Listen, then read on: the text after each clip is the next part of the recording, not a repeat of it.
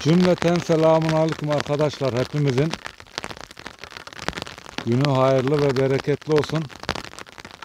Tekrar dağ evimize gidiyoruz. Şu anda güzel bir yağmur başladı. İnşallah yağmurumuz devam eder.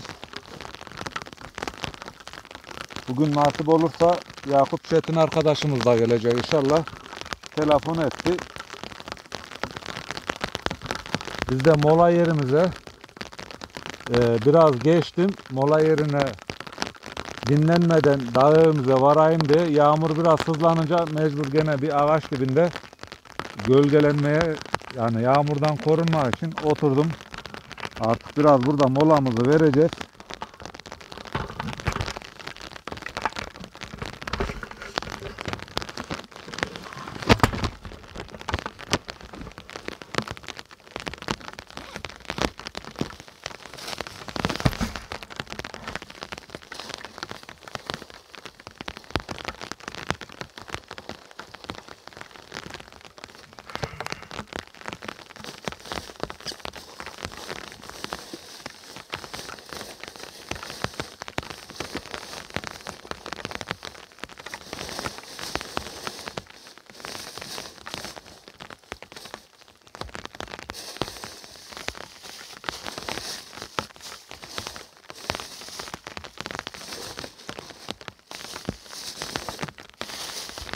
Evet, bugün mola verirken elma getirecektim. Elmayı da unutmuşum arkadaşlar. Artık biraz burada istirahat edip ondan sonra yolumuza devam etmem gerekiyor. Yağmura fazla yakalanmadan.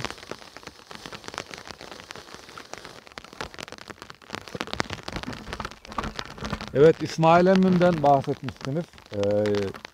Bir önceki videomuzda gelen İsmail emmimizi inşallah tekrar getireceğiz. Yalnız bu önümüzdeki 10-15 gün içinde hacca gidecek. İnşallah hacca gidip geldikten sonra veya gitmeden bir defa daha getirebiliriz belki. Ondan sonra İstanbul'a yetmezse kışa kadar köyde ara ara 15 günde 20 günde bir inşallah bizimle dağ evine o da çıkacak, gelecek. Bizleri de bilgisiyle dini konularda her şeyde bilgilendirecek inşallah arkadaşlar. Yağmurumuz şu anda tekrar güzel bir şekilde yağmaya da devam ediyor. Artık yavaş yavaş yolumuza devam edelim. Şimdiden hepimize iyi seyirler olsun.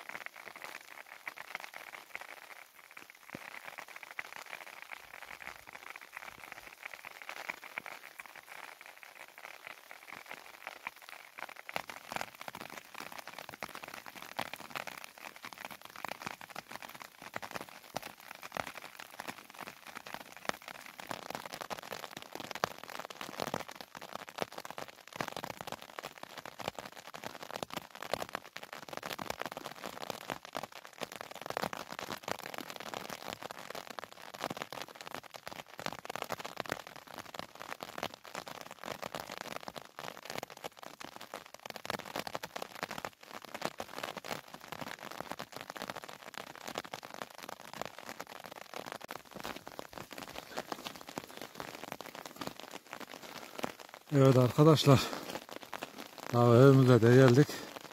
Maşallah her taraf yeşermeye başlamış.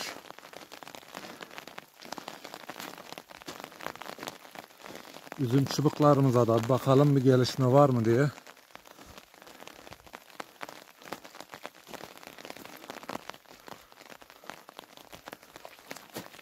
Her taraf tabi çamur olmuş.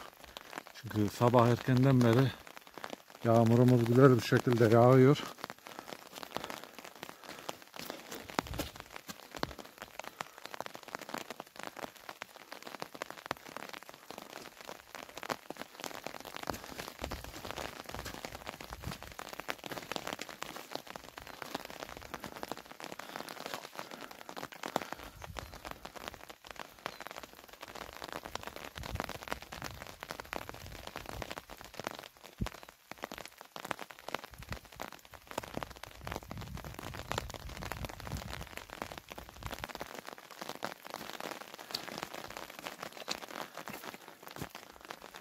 Evet arkadaşlar, şükürler olsun. Çubuklarımız artık tomurmaya başlamışlar. Yağmurun da tabi bunda etkisi büyük. Ve şu ötekine bakalım.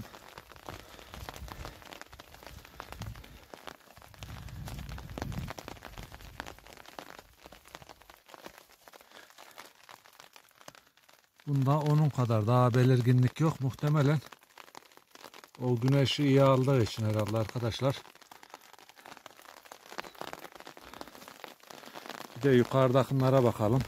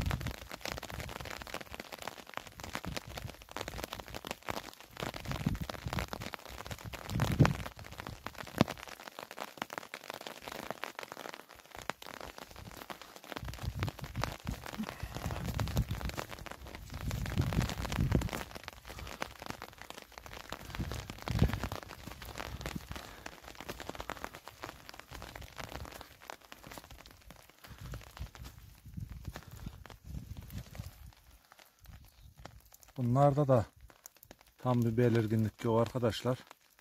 Ama şu bir tanesi büyük meşenin dibindeki iyice yeşermiş.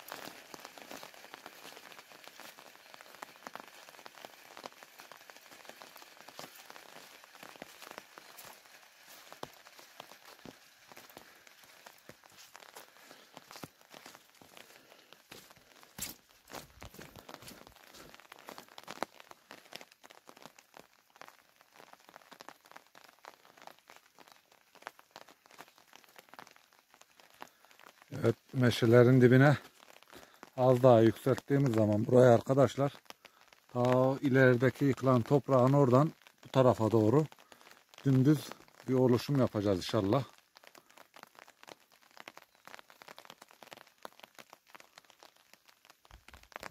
Ondan sonra güzelce meşe ağacımızın dibinde gölgelenip çayımızı yudumlayacağız inşallah.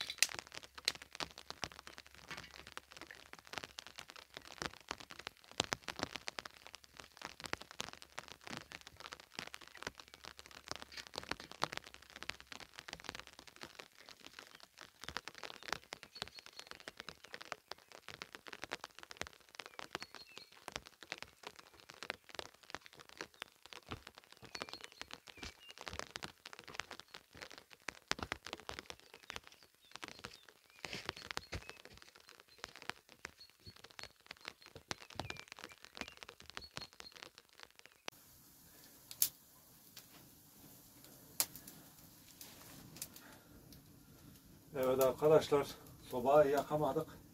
Yine mecburen ocaklığı yaptık çünkü odunlar biraz ıslak olduğu için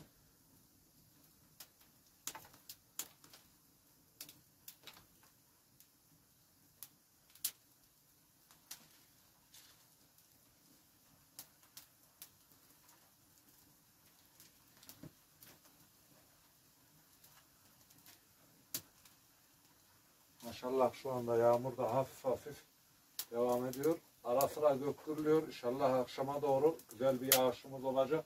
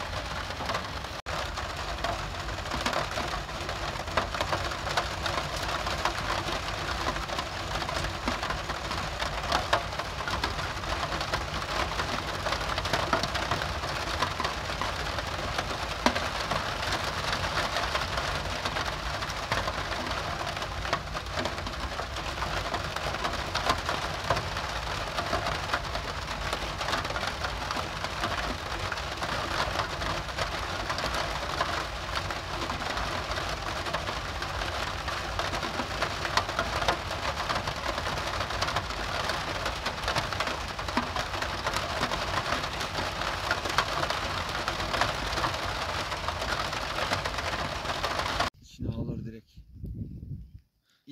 O çatlaktan abi suyu alıyor. He.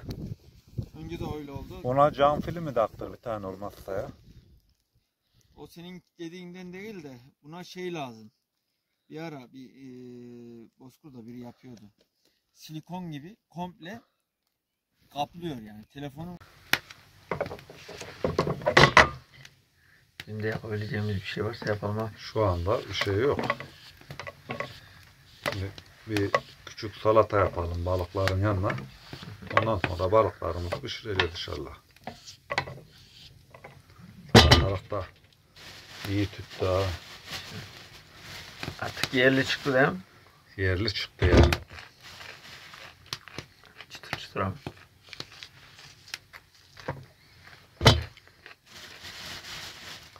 Yeşil soğan da getirdik salataya.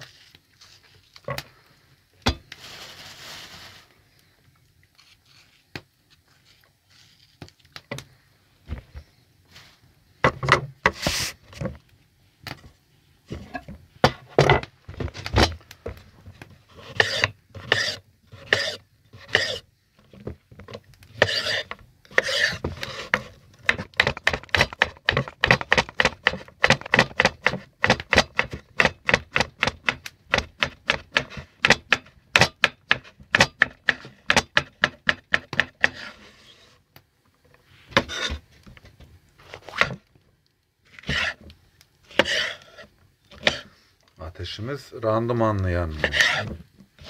Odunlar ıslak olunca. Evet. Yağmurda kuru odun kalmadı. Ya sünger gibi çekiyor bir de o şeyler var ya iledimlerin kuruları.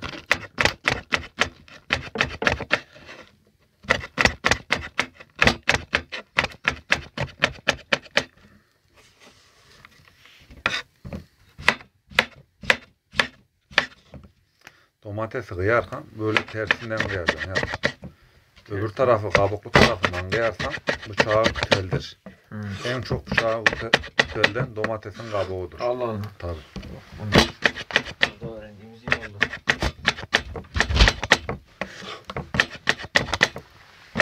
Biz senin gibi yapamayız da. Ev yaparsak hayırlısıyla ufak tefek orada yemeğimizi, içmemizi bir şeyler yapacağız yani. Ya senin oraya çorbacı bile yaparız o zaman. İnşallah abi. Değil mi? Araba geliyorsa 15 dakika yürüyorsa fazla da yokuş değil. Yakın ya. Araba ulaşımımız var. Rahat bir şekilde. Zalıko gelmedi mi? Zalikos'tayız. Biz çalıştıramayız. Yağmurlu değil mi? Onun keyfi çatarsa çalışır. He. Parayla çalışma olur. Parayla çağır gelmez yani. İşine gelmez yani. İşine gelecek onun. İstersen.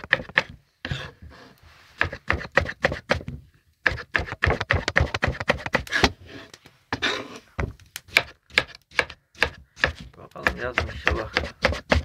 Kuyu kurumazsa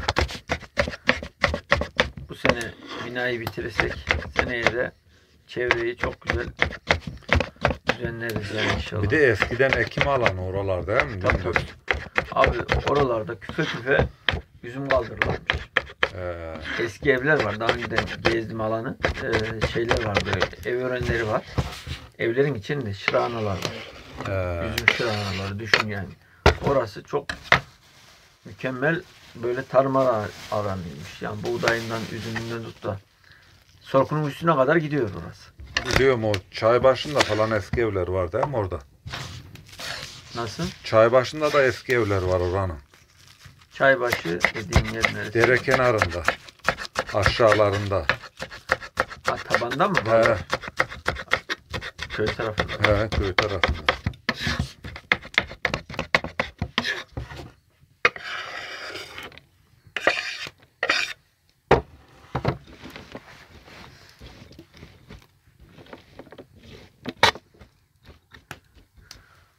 Buranın ortalama yüksekliği ne kadar abi? Şurası 1.80, 1.90, buralar 2 var herhalde. 2 var. He. Biz de o civarda yükseltmemiz lazım. Süslememiz.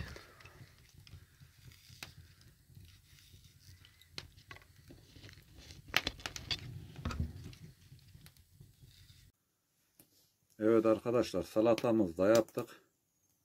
Şimdi nasip olursa balığımızı da kızartacağız. Salatamızla beraber Yakup arkadaşımızla öğle yemeği, akşam yemeğini beraber olmuş olacak değil mi? Aynen abi.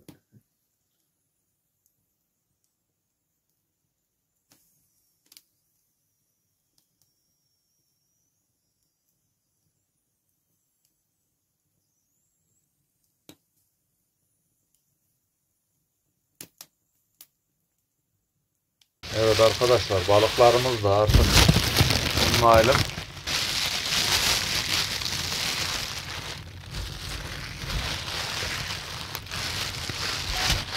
Balıklarımız kadife balığı değil mi?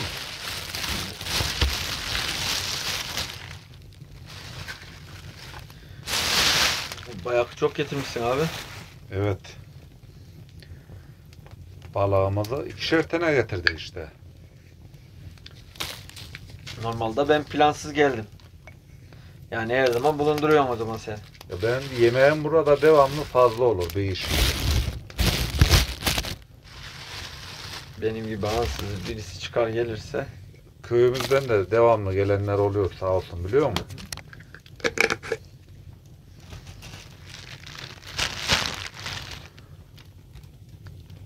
Bu balığımız kadife balığı diye geçiyor arkadaşlar.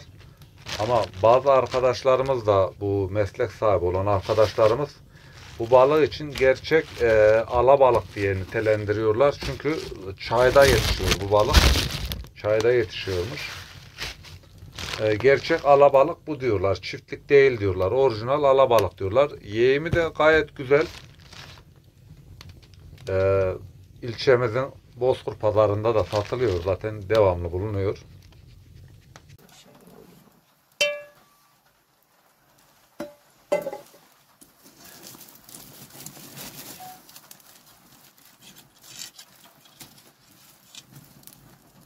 Saç resmen Yerine kızarmış. Vallahi billahi. Oho.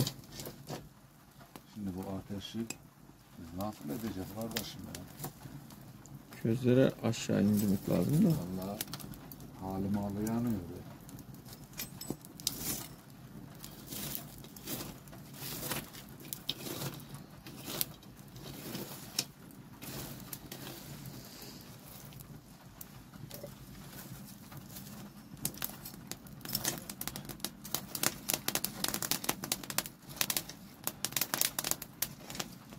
Demir tam tavana gelmiş abi. Demir vardı. Yani çekici örsü vurup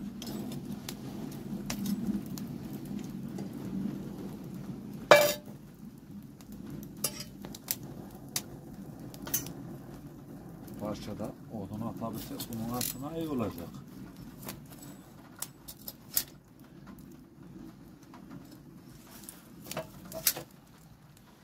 şu küçükler ancak girer abi. Büyükler ihtimali yok.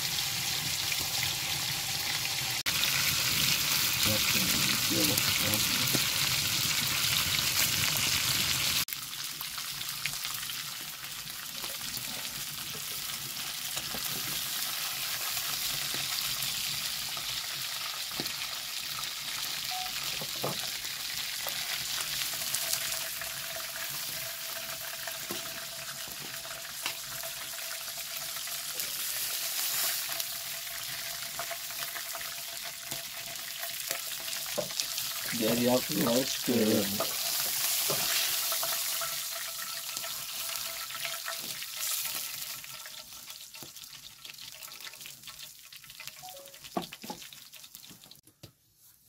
Evet arkadaşlar, yemeğimiz de hazır.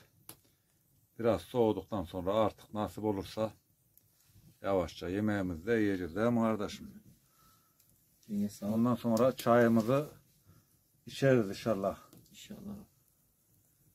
Az önce güzel yağmur yağıyordu. Şimdi maşallah artık güneş açtı. Kuşların seslerini de şöyle bir dinleyelim hep beraber.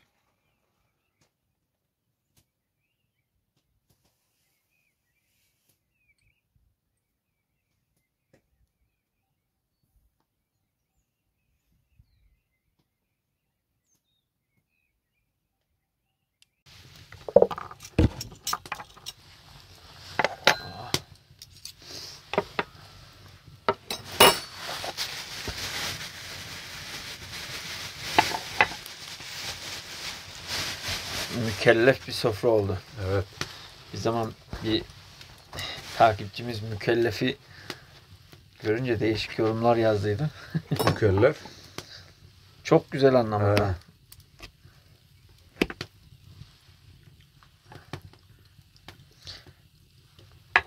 Bizim takipçi değil de Hasan'ın takipçisiydi.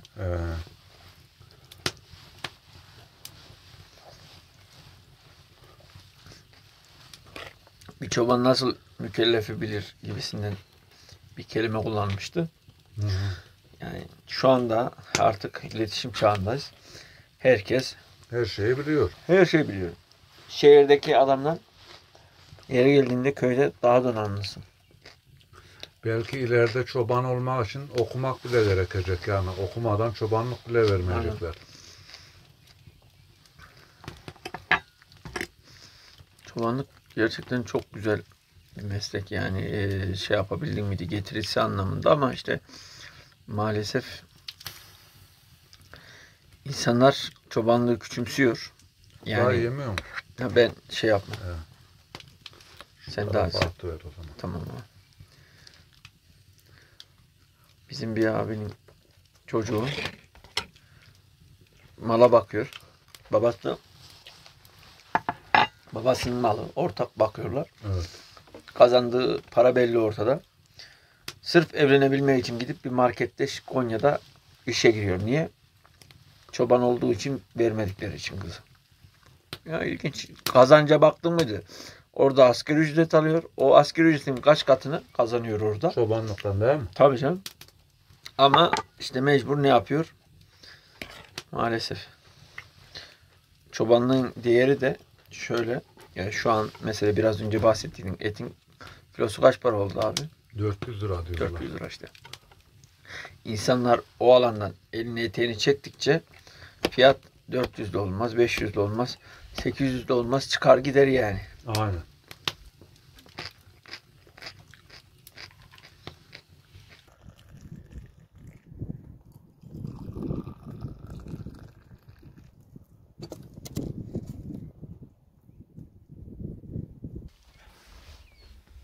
Evet, çayımızı da içelim artık. Aynen. Manzaraya karşı sıcak sıcak. Hava da serinledi abi. Hava rüzgar. serinledi. Bir güneş açtı, bir yağmur. Biraz dolu yağdı. Biraz rüzgar derken Evet. havanın da kafası karışık. Ama şu anda yetişen otlara çok faydası oldu bu yağışın. Aynen abi. Bu sene göbekçiler hep seviniyordu. Göbekçiler de sevindi. O az önce bir şey anlat dedin. Göbek bulan bir arkadaş dediydin. Ne kadar bulmuştu o? Abi 70 kilo. 70 kilo. 70 kilo. Bir günde. Bir günde belirli bir alandan toplamış yani. İlginç yani. Oy! Neredesin? Gel git çay içeriz. Tamam, yolumuz açık olsun. Seyit Halim görüşürüz. Duymadı sen. Ben varım Seyit Halim. Görüşürüz.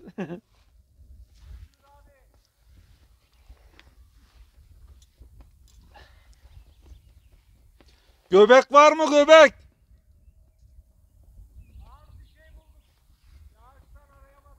Tamam, afiyet olsun. Evet arkadaşlar, Seyit Ali de o da dağ önden gidiyor. Burası yol geçen ana gibi Yol abi. geçen anayı. Artık bizleri de burada olunca gelip geçen eksik olmuyor. Aşağıdan evde olsan da olmasan da öt diye bir bağırdılar mıydı? Duyuluyor. Cevap Demir verirsen Remzi abi oradan sesleniyor. Tabii. Ulan diyor, ben o yanımdaki adamla konuşuyorum. Sen nasıl duyuyorsun orada abi?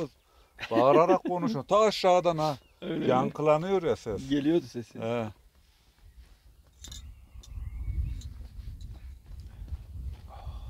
İkindin güneşi. He, az önce konumuz bir günde 70 kilo bulmuş. 70 kilo abi 70 kilo ya. Maşallah. Yani kilosu 1,5-2 milyar neredeyse onun yaşı. O zaman adam 100.000 TL'ye yakın şey Yani. buldu. Kuzu göbeği buldu. Bu sene Mevlam yani gerçekten verdi. Evet. Yani köpekçilerin gözünü alın Doydu gözünüz yani, doysun gerçekten dedi. doydu Gözünüz yani. doysun dedi. Çünkü paylaşımlardan, sosyal medyadan paylaşımlardan Herkes şeklinde paylaşıyor görüyorum. değil mi? Ya poşet poşet. Kilo kilo götürdüler yani. Ben çekerim. Bulunmuş olanları çekerim. He. Kayınpederler, kayınlar sağ olsun onlar biraz göbek konusunda uzmanlar. Az olduğu zaman bile buluyorlar. Ama bende yok abi. Gezerken şöyle taramaya başladım mıydı kafam dönmeye başlıyor. Gözüm Çok böyle dikkat. dönüyor. Göz Hı. kapakları bile büyüyor aşırı zorladığın Yani- zaman. Kafam dönmeye başlıyor. Ondan sonra ben de bırak veriyorum işte. Hadi bırak. Çekim. Bizim göbeğimiz çekim işte. Evet. Fotoğraf çekmek, video çekmek bizim eğlencemiz o. Onunla uğraşıyoruz. Güneş de ne güzel. Şu anda baksana batışa geçti artık. Ama etraftaki yağan yağmur tozu dağılıverdi, bir temizledi. Mis gibi oldu. Baksana Aynen abi. tertemiz hava. Toprak kokusu havada. Ondan He. sonra ağaçların yaprakları ıldır ıldır derler ya. Parlıyor. Parlıyor şu anda. Kuşlar bile baharın gelişinin farkına vardı ama akşamları yine de soğuk oluyor ya. Abi burası öyle. Bölgesel olarak. İklim bölgesel olarak her zaman öyle. Yani akşam sıcaklığının akşamları sıcak olduğu zaman aralığı en fazla 1 ay, 1,5 ay. Ondan sonra Akşamlarda hep serin yani bizim burası. Bozkır öyle.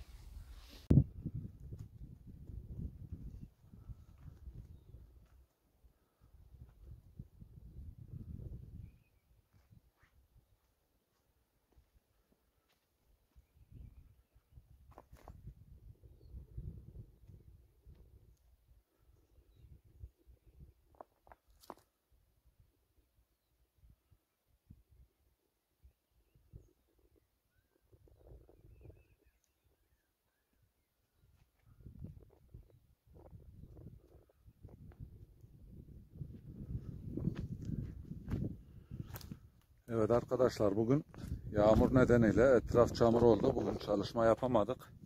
Bugün arkadaşımız geldi. Yakup'la yemek yapıp yedik, muhabbet ettik. Güzel bir gündü, Allah'ımıza şükürler olsun.